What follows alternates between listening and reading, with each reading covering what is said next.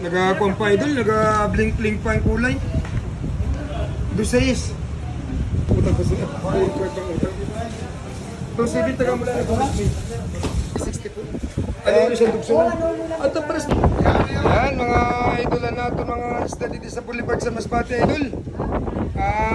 Magkandidahin ka mo dito sa Boulevard sa Talipapa, mga suki po ka, din nato mga isda ng mga gwapo. Para sa mga customer din ako ng mga gwapo tag mga magandahon. Opo, may blue marlin kita madam, may tangigi, may dugso, may lapu-lapu, may mga bisuko madam, dito tabi, magkaradi ka mo dahil sa Boulevard.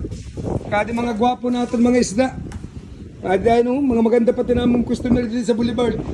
Di po, naka-blink-blink pa sana mga idola natin mga mata. Uri na mga gwapo, ang mga lagaw natin nagapula-pula man. Adi po rin yung mga gwapo natin, mga isda namin mga idol. Gwapo ang isda, bakit ang dito? Ay, sana wala din mga gwapo na mga customer dahil binamano. Kaya kadidayon ka mo dito sa Boulevard tabi, natin mga isda dahil para maka-order dahil ka mo. Ha?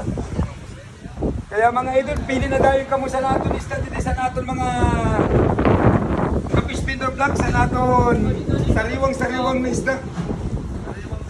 Opo, fresh na fresh. Naka-blink-blink pa mga kulay.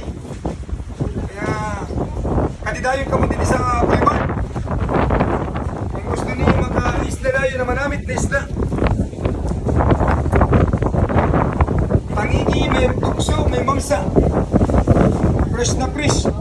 Atin natin pinakamanamit na tinatawag na pansit sa dagat. Manamit namin din guys.